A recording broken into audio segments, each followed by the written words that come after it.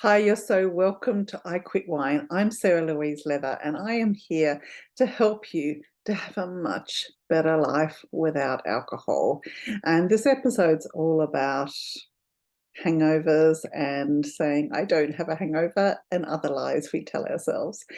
Because I don't know about you, but I used to try and convince myself that I didn't have a hangover. I used to say things like, oh, I feel fine, really. I'm just a bit tired. Well, I feel fine. I'll just go to bed early tonight and it'll be okay. I used to do things like make myself really busy with doing maybe housework or something like that because I felt guilty for having a hangover. And it really doesn't matter. If you've listened to other episodes, you'll know I talk about it. It doesn't matter how much you drink, how much or how little you drink. It's how it makes you feel. And if you feel anything after drinking, even if it is only a couple of glasses, that's a hangover, and that's your liver screaming because alcohol is a toxin. And what's becoming really, really evident is that there is no safe level of alcohol consumption. I've been saying for a while now that I think in 20 or 30 years, alcohol will be viewed the same as tobacco, cigarettes are now. Like when I was small, I'm 57 now. When I was small, my physical education teacher told me when I was about 12 that smoking helped to clear a cough. My father said it as well. And smoking was everywhere. When I first came to Ireland, people smoked in the queues in the bank, in the cinema, on the buses, everywhere. People smoked everywhere. Um, and now people do a double take if they see somebody smoking, just about. Like, it is like you just don't see people smoking all the time like you did then. And I think it's going to be like that with alcohol, certainly excessive alcohol, which is what has been normalized as social drinking. And I'm not someone like I have got no, I'm the last person in the world to have any judgments on anyone for drinking, and I don't. But it's the lying that we do to ourselves of saying like that we feel fine when we don't. And if you don't, if you drink very rarely, if you never feel any impact of it, that's fine. This is not for you. And you're probably not here. So if this resonates with you, keep on listening. Because as I said, alcohol is considered a poison. Like I saw acute alcohol poisoning when I was a nurse. I was a nurse for over about a 13-year period from when I was a student nurse at 17 to when I did my last nursing shift when I was 30. And during that time as well, I was studying full-time. I was studying naturopathy, specializing in nutrition and homeopathy. And I went on to lecture in nutrition and run a really successful health practice for 25 years and then transitioned to coaching. And now I've brought it all together to do the work that I do now. So basically, for 33 years, I've been working with people to help them live much better, healthier, happier, wealthier lives. And alcohol has got a big part to play in that with so many people. And, when we consume alcohol, our body is saying, there's a poison on board. What's going on? Because it contains ethanol, which is really, really poisonous to our body. And so that's why you want to eat food when you drink. That's why after you've had a few drinks, you want to go and buy chips. That's why you want the sort of the carbs and the fat, because your body wants to soak it all up. Your body wants to help get rid of the toxins as soon as possible because alcohol is the only thing that's absorbed straight from the stomach. Everything else is absorbed further down in the small intestine, and then lastly, there's a few things that are absorbed, mostly water, in the large intestine. But all your vitamins, minerals, all your core nutrients are absorbed in the small intestine, which is below your stomach. So in the stomach, alcohol is absorbed straight away. It's pretty much the only thing.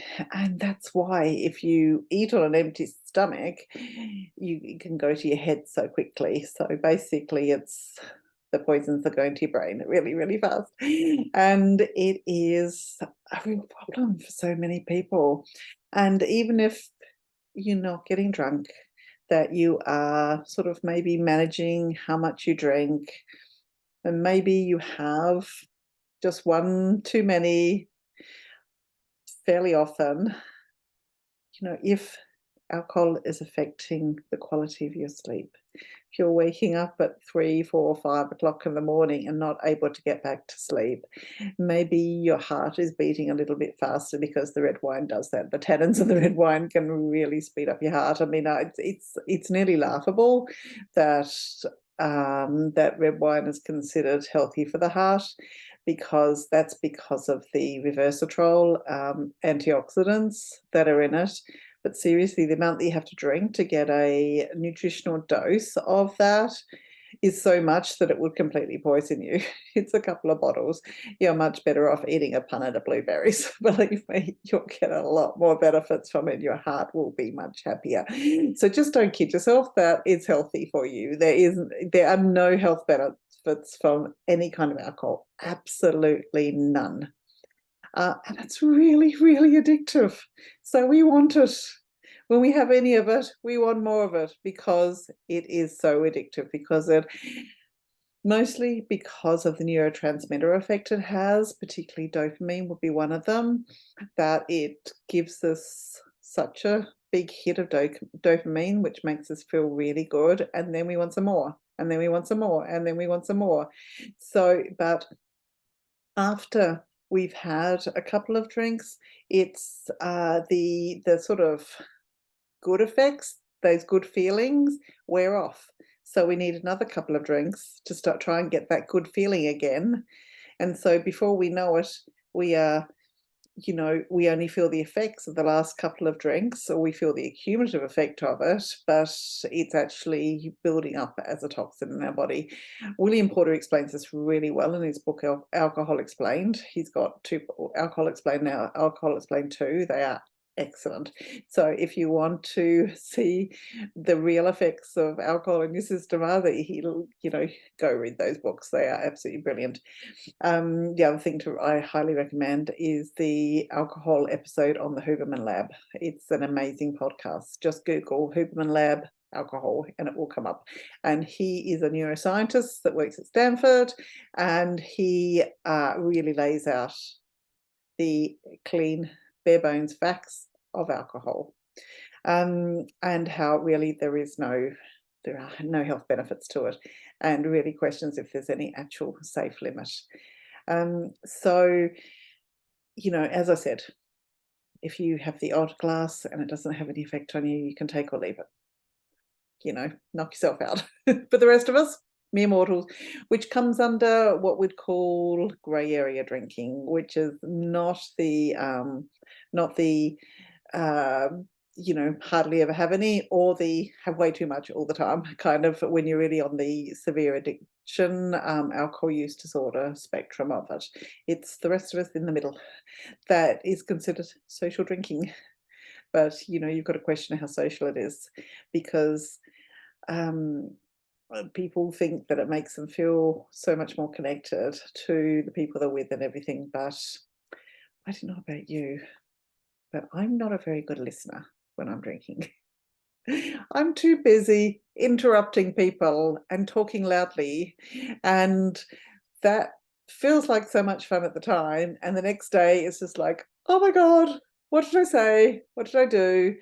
And even though for the last 15 years that I've been on this journey of stopping and starting, and then now finally stopped, yay, it is something that, like, nobody wakes up in the morning and says, oh, I was such a good listener last night when I drank all that wine.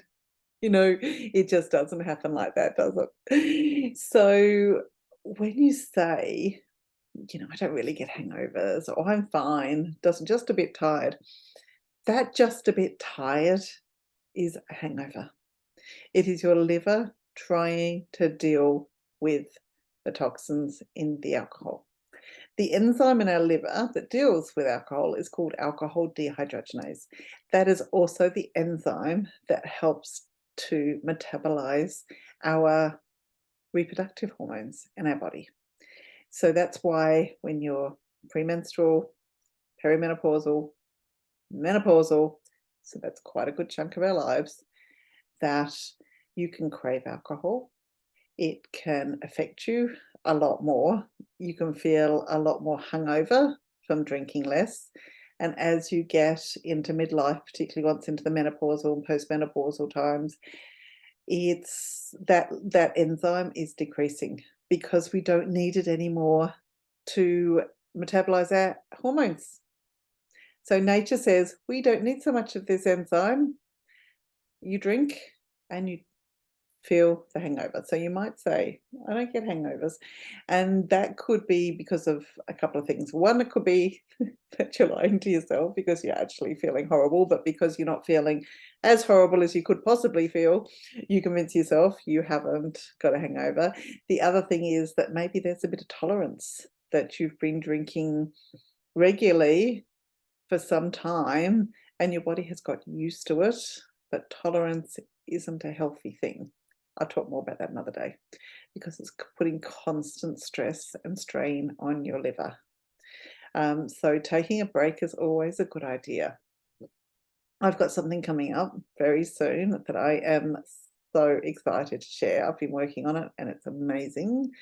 It's called IQWA Academy and it's going to be fabulous. If you want to hear more about it, just pop me an email at IQW, standing for IQWA, IQW with Sarah, SARAH, IQW with Sarah @gmail.com. Or pop over to my Instagram page, IQuitWine_ with Sarah, and send me a DM and say more info on IQW Academy. IQW Academy, that's what I'm going to call it, because it's going to be very confidential and so nobody's going to get an invoice with I Quit Wine Academy written on it. It's be IQW and nobody will know what that stands for, and except for you, so that's fine.